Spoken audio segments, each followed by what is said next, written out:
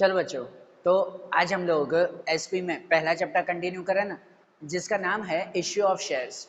देखो, इस चैप्टर में हमने इश्यू ऑफ शेयर्स के बारे में ऑलमोस्ट सब चीज़ें समझी, कि जिनमें स्टार्टिंग में शेयर एप्लीकेशन के बारे में हमने समझा था कि कंपनी पहले शेयर होल्डर्स को, पब्लिक को ये इन्विटेशन देती है कि जिस जिसको शेयर्स खरीदने हैं ना, वो आप लोग एप्लीकेशन भेजो। फिर उनका अलॉटमेंट किया जाता है, काफ़ी लोगों की एप्लीकेशन मंजूर की जाती है, अलॉट की जाती है, और बाकी लोगों को उनके पैसे रिटर्न कर दिए जाते हैं। फिर उसके बाद हमने शेयर कॉल के बारे में भी कल समझा था। शेयर कॉल मतलब कि एप्लीकेशन के वक्त शेयर्स के थोड़े से पैसे मंगवाए जाते हैं और बाकी के पैसे फिर इंस्टॉलमेंट में मंगवाए जाते हैं, तो उसे शेयर कॉल कहते हैं। बरोबर ना। अब आगे का आज का आखिरी पॉइंट आता है, जो आता है share for feature. Share for feature ये क्या? तो देखो, शेयर कॉल के वक्त हमने एक पॉइंट समझा था कि जब हम पब्लिक से इंस्टॉलमेंट मंगवाते हैं ना पैसों की, तो कितनी बार लोग जो है वो कुछ पैसे नहीं देते। बरोबर ना, कुछ नहीं देते हैं पैसे।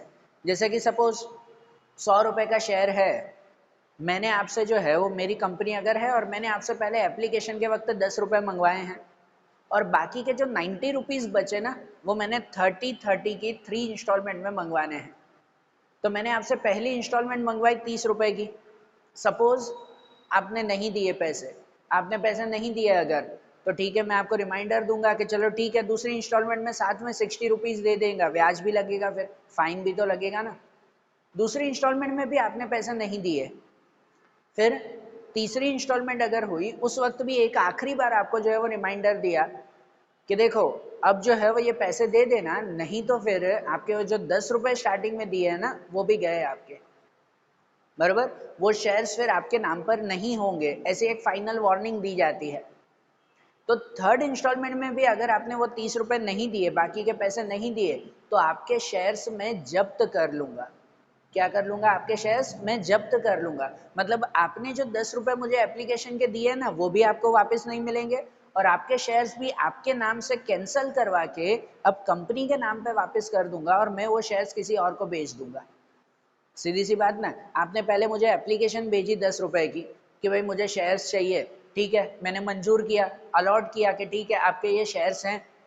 फिर जब बाकी के रुपए मैंने मंगवाए आपसे, तो आपने रुपए दिए ही नहीं, तो आपके वो शेयर्स अलॉटमेंट मैं कैंसिल कर दूंगा, वापस आपसे शेयर जो है वो छीन लूंगा, क्योंकि पूरा राइट कंपनी का होता है, पूरा जो है वो पावर कंपनी का होता है।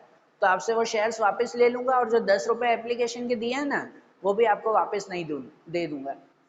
इसको हम लोग सिंपल लैंग्वेज में शेयर जब्ती कहते हैं, जब्त कर लेना शेयर, या इंग्लिश में कहो तो कहते हैं share for feature. For feature का मतलब ही यही होता है, शेयर्स को जब्त कर लेना।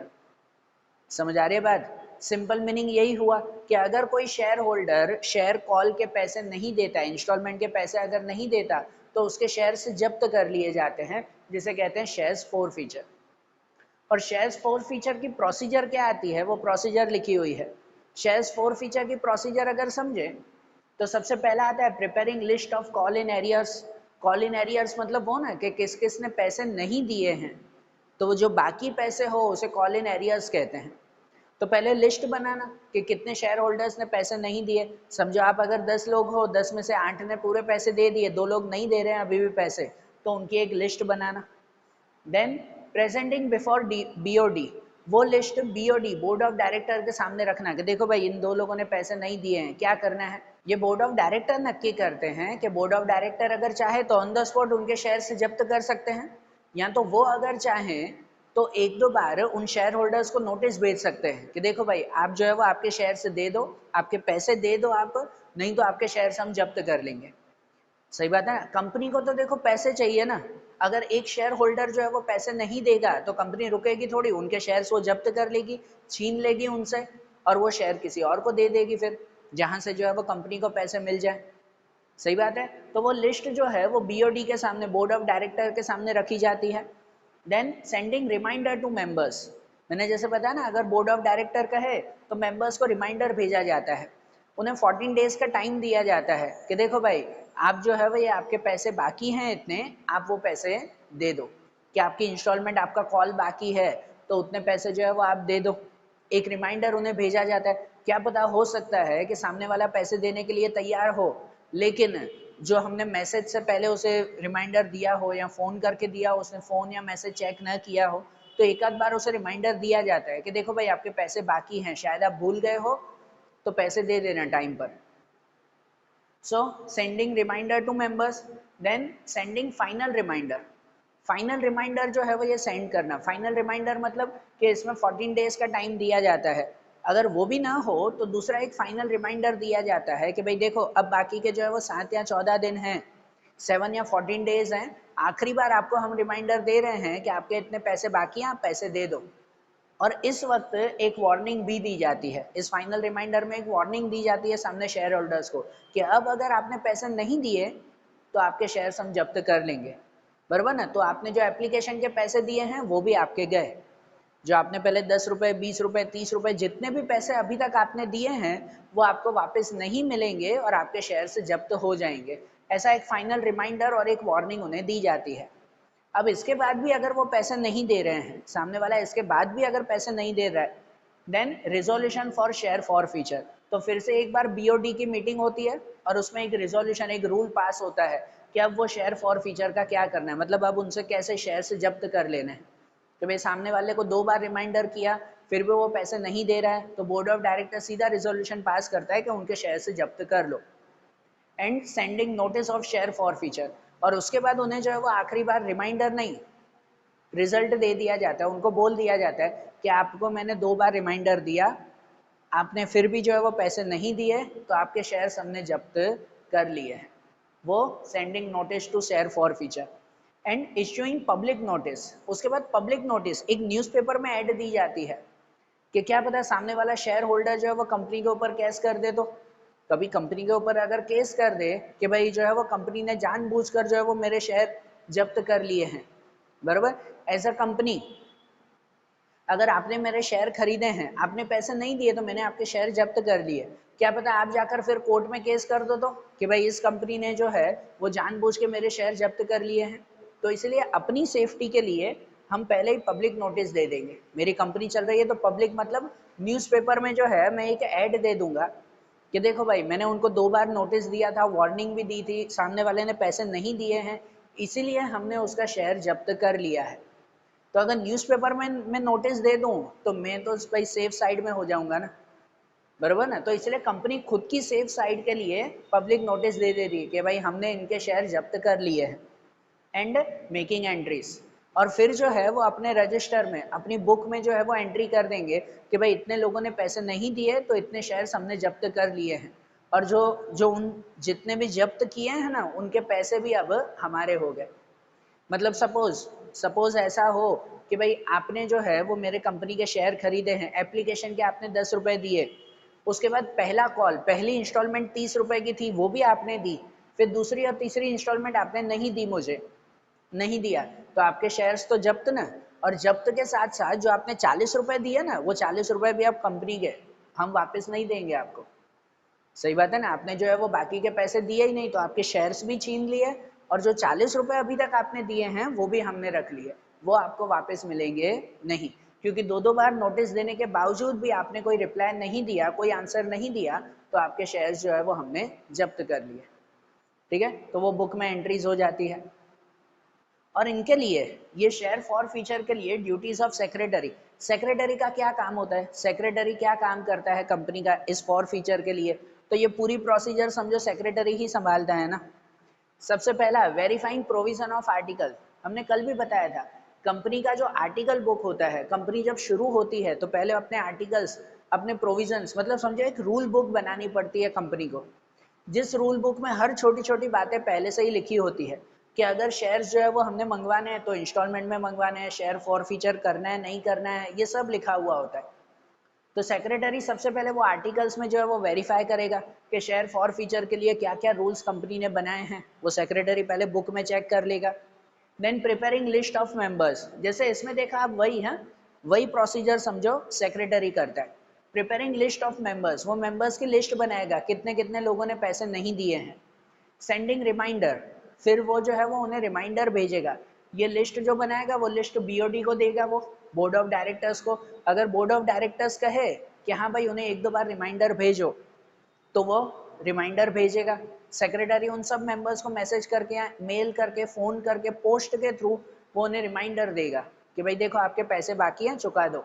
सेंडिंग फाइनल रिमाइंडर, जो इसमें बताया कि वो फाइनल रिमाइंडर देगा कि देखो भाई शांति से पैसे दे दो, अगर पैसे नहीं दिए तो वार्निंग के साथ वो कहेंगे कि पैसे नहीं दिए तो आपके शेयर्स हम जब्त कर लेंगे। Final reminder.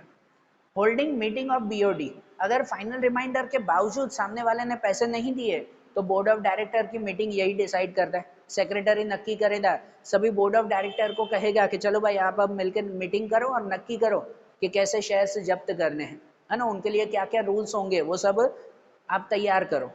वो बोर्ड ऑफ डायरेक्टर की मीटिंग अरेंज करेगा। सेंडिंग नोटिस टू मेंबर्स, और उसके बाद मेंबर्स को नोटिस भेज देगा कि आपने पैसे नहीं दिए इसलिए आपके शेयर्स हमने जब्त कर लिए हैं, बराबर ना, वो उन्हें नोटिस दे दिया जाएगा। नोटिस इन न्यूज़पेपर, फिर न्यूज़पेपर में नोटिस, जैसे इसमें बताया न्यूज़पेपर में जो है वो नोटिस दे दिया जाएगा, जो सेक्रेटरी देता है कि हाँ भाई हमने सामने वाले को नोटिस दिया था, उसने पैसे नहीं दिए इसलिए हमने जो है वो उनके शेयर से जब्त कर लिए हैं, वो न्यूज़पेपर में ऐड आ जाएगी। मेकिंग एंट्रीज, वो अपनी बुक में एंट्री कर देगा कि हाँ भाई इतने इतने लोगों के शेयर्स हमने जब्त कर लिए, अब ये शेयर्स वापस कंपनी के पास आ गए, अब कंपनी अगर चाहे तो इस शेयर्स को वापस किसी और को बेच सकती है। अब उन शेयर्स का ऑनर कौन हो गया? अब शेयर्स के ऑनर कंपनी हो गई ना, बराबर ना। आपने अगर मेरे कंपनी के शेयर्स के पैसे नहीं दिए तो आपके शेयर्स मैंने जब्त कर लिए, अब वो शेयर के ऑनर आप नहीं हो, अब शेयर का ऑनर कंपनी हो गई, तो अब कंपनी जो चाहे वो कर सकती है। रिजोल्यूशन रिगार्डिंग री इश्यू ऑफ शेयर्स, और फिर आखिरी बार बीओडी की मीटिंग होती है, बोर्ड ऑफ डायरेक्टर्स की मीटिंग होती है कि अब उनका री इश्यू कैसे करना है, मतलब जो शेयर्स अब कंपनी के नाम पे हो गए उसको वापस किसी और को बेचना है या क्या करना है, उसके रिलेटेड जो है वो बोर्ड ऑफ डायरेक्टर की आखिरी मीटिंग होती है और एक रिजोल्यूशन रूल पास होता है कि हाँ भाई ये शेयर्स जो है वो अब किसी और को बेच देंगे। कैसे बेचेंगे? डिस्काउंट में, प्रीमियम में या किसी और के थ्रू। समझ आ रही है बात है? तो ये पूरा काम जो भी प्रोसीजर होती है, ये पूरी प्रोसीजर सेक्रेटरी ही हैंडल करते हैं। और इनका एक पॉइंट आता है इफेक्ट, कि जब शेयर फॉर फीचर होता है तो कंपनी के ऊपर क्या इफेक्ट होता है, कंपनी जो है वो ये क्या क्या वर्क करती है, वो कि जब अगर कंपनी ने किसी के शेयर से जब्त कर लिए तो उनके ऊपर इफेक्ट क्या, कंपनी पे क्या असर। सबसे पहला एंड ऑफ मेंबरशिप, कंपनी जो है वो उन सभी शेयर होल्डर्स की मेंबरशिप कैंसिल कर देती है। मतलब आपने अगर मेरे कंपनी के शेयर्स खरीदे हैं तो आप फिलहाल मेंबर कहलाए ना मेरी कंपनी के, लेकिन आपने अगर पैसे नहीं दिए शेयर्स के तो मैंने आपके शेयर से जब्त कर लिए, और जब्त कर लिए तो आपकी मेंबरशिप अब कैंसिल, अब आपका मेरी कंपनी के साथ कोई लेना देना नहीं है। आपने पैसे नहीं दिए, आपके शेयर मैंने जब्त कर लिए, अब आप अपने रास्ते हम अपने रास्ते, वो मेंबरशिप कैंसिल। और जब मेंबरशिप कैंसिल होती है ना तो फ्यूचर में भी कभी आप अगर फिर से मेरी कंपनी के शेयर्स खरीदने आए ना तो मैं आपको मना कर दूंगा कि भाई पहले भी जो है वो आपने पैसे नहीं दिए थे, तो दूसरी बार भी ऑलमोस्ट 90% मना किया जाता है। कोई कोई पर्सन होते हैं जो कोई पर्टिकुलर कंडीशंस में उन्हें हाँ किया जाता है। Then share holder lose amount, आपके शेयर होल्डर्स के पैसे चले जाएंगे। ये मैंने पहले भी बताया कि अगर आपने मुझे एप्लीकेशन के 10 रुपए या समझो एक इंस्टॉलमेंट के पैसे दिए हो तो आपने अभी तक जितने जितने पैसे दिए ना वो आपको रिटर्न मिलेंगे नहीं, आपके पैसे चले जाएंगे वो। Lose right to receive dividend, अब ना ही आपको कोई डिविडेंड मिलेगा, आपको डिविडेंड लेने का हक भी चला जाएगा। डिविडेंड किसे कहते हैं? शेयर्स के ऊपर मिलने वाला इंटरेस्ट, ब्याज जो मिलता है, बरोबर ना, तो वो डिविडेंड का राइट भी आपका चला जाएगा। अब आपको उसके ऊपर कोई फायदा नहीं मिलने वाला है, कोई आपके शेयर्स ही नहीं रहे तो आपको पैसे कहाँ से मिलेंगे, फायदा कहाँ से मिलेगा। फॉरफिटेड शेयर अकाउंट, कंपनी इसके लिए जब फॉर फीचर की जो प्रोसीजर होती है ना तो कंपनी इसके लिए अपनी बुक में, बैंक में नहीं अपनी बुक में एक नया अकाउंट शुरू करती है। जब हिसाब किताब लिखते हैं तो एक नया लेजर, लेजर तो पता है ना, लेजर बुक हम तैयार करते हैं अकाउंट में, तो लेजर या तो एक नया अकाउंट तैयार करती है जो अकाउंट कहलाता है forfeited share account. Forfeited share account जिसमें लिस्ट लिखी जाती है कि कितने पैसे हमने जब्त किए, बरोबर ना, कितने पैसे हमने जब्त कर लिए वो। और वो शेयर्स जब जो है वो हमने री इश्यू करने होते हैं ना, री इश्यू कर देते हैं कि भाई री इश्यू ऑफ शेयर्स, कि भाई किसी और को बेच दिए तो तब ये फॉरफिटेड अकाउंट क्लोज कर दिया जाता है। आपने आपके शेयर्स अगर मैंने जब्त किए तो जितनी भी अमाउंट की लेन देन हुई तो उसके लिए एक अकाउंट बनता है थोड़े टाइम के लिए, शॉर्ट टर्म अकाउंट कहते हैं, फॉरफिटेड शेयर अकाउंट। फिर आपके शेयर्स मैंने किसी और को बेच दिए तो ये फॉरफिटेड शेयर अकाउंट फिर क्लोज कर दिया जाता है कि हाँ भाई अब वापस वही नॉर्मल प्रोसीजर चलेगी।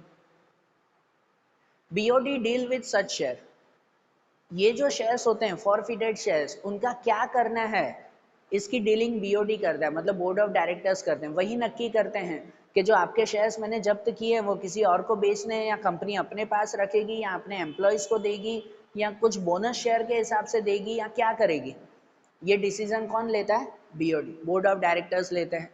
And re issue for capital, और 99% ऐसा होता है कि कंपनी ये शेयर्स री इश्यू ही करती है अपने कैपिटल के लिए, पैसों के लिए, क्योंकि जब जो है इसके पैसे नहीं मिलते तभी तो ये शेयर्स जब्त करते हैं ना, और कंपनी को तो पैसों की जरूरत थी ना, है ना। देखो मुझे जो है वो ये पैसों की जरूरत थी, मेरी कंपनी चल रही है, मुझे पैसों की जरूरत थी, तभी तो मैंने आपसे इंस्टॉलमेंट मंगवाई ना कि 30 रुपए की इंस्टॉलमेंट दे दो, बरोबर ना।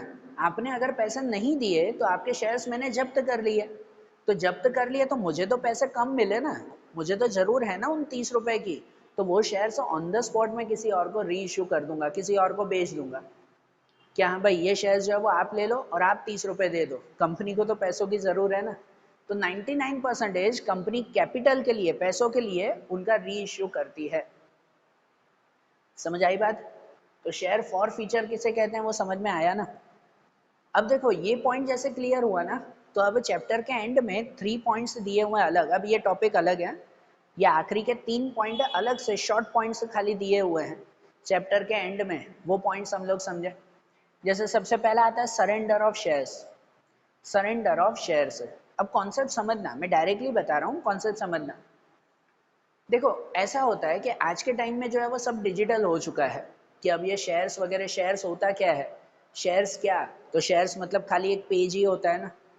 कोई कंपनी को मैंने पैसे दिए, समझो मैं शेयर होल्डर, कंपनी नहीं, अगर एज अ शेयर होल्डर मैंने कोई कंपनी को पैसे दिए हैं, कंपनी के शेयर खरीदे, तो उसके बदले में कंपनी देगी क्या, तो कंपनी खाली मुझे एक सर्टिफिकेट देती है, जिस सर्टिफिकेट में मेरा नाम लिखा हुआ होता है, कंपनी का नाम लिखा हुआ होता है, मैंने कितने शेयर खरीदे, कितने रुपए में खरीदे, कितने रुपए मैंने कंपनी को दिए, इसकी इन्फॉर्मेशन खाली शेयर में होती है। वो शेयर खाली एक सर्टिफिकेट होता है ना।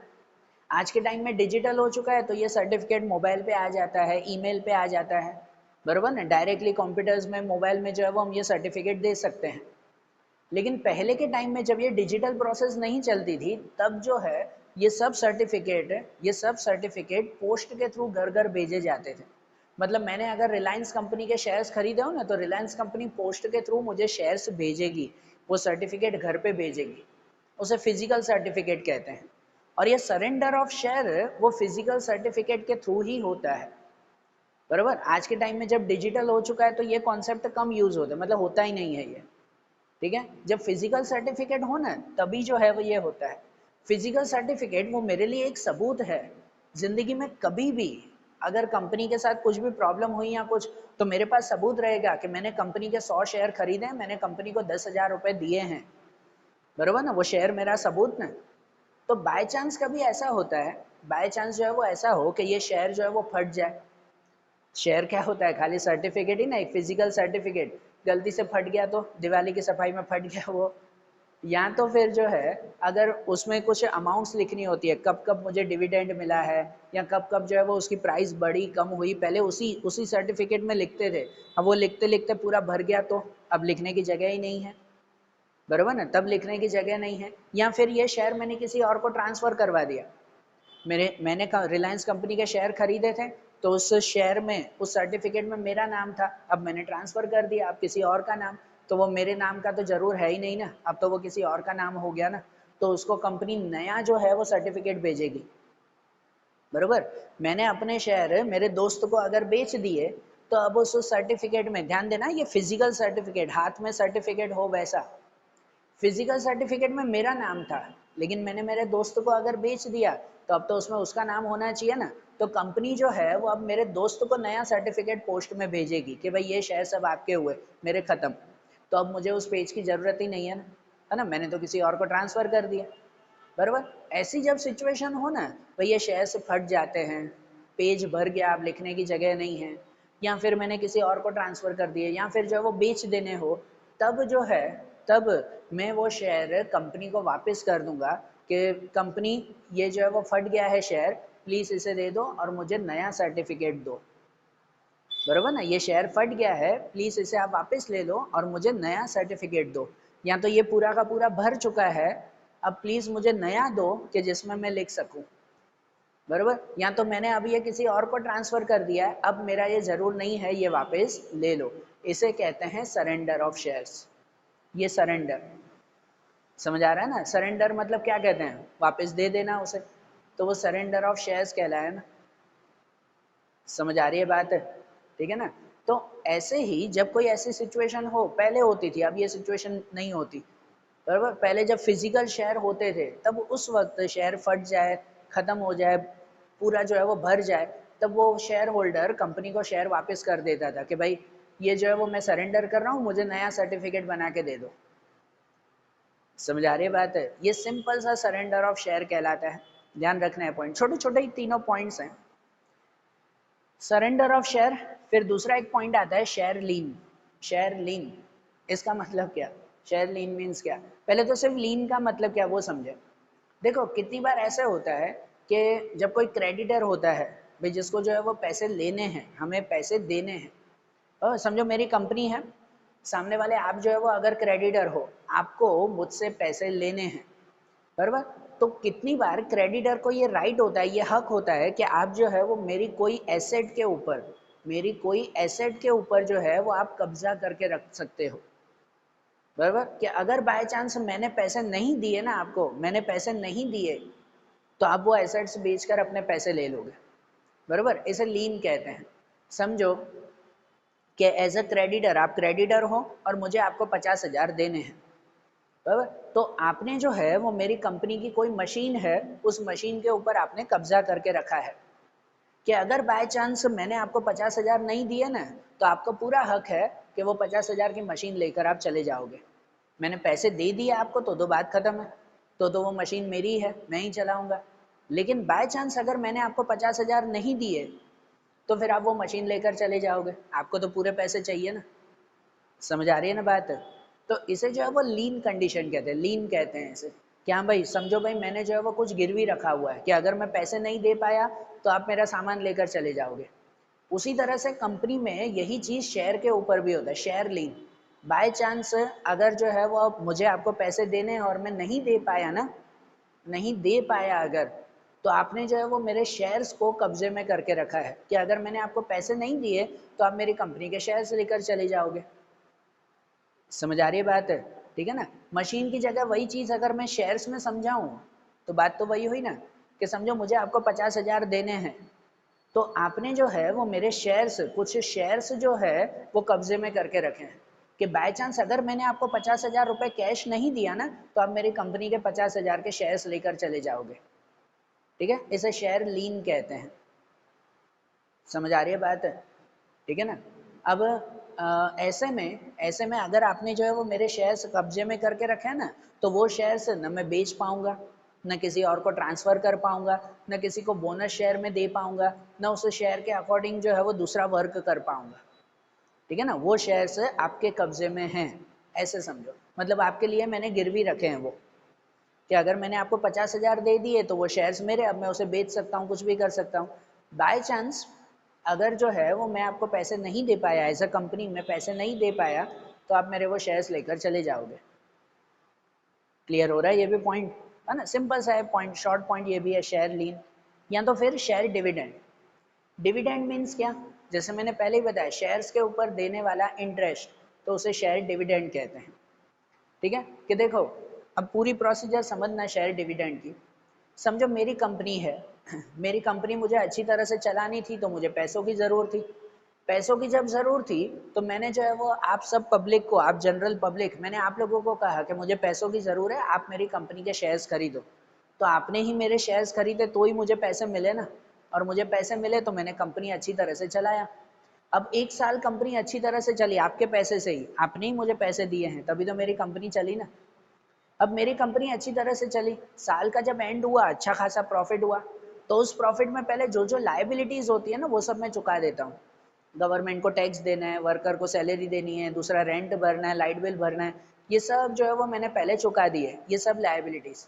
अब उसके बाद मेरे पास एक्स्ट्रा प्रॉफिट है, तो इस प्रॉफिट में से थोड़ा सा हिस्सा मैं आप लोगों को भी दूंगा।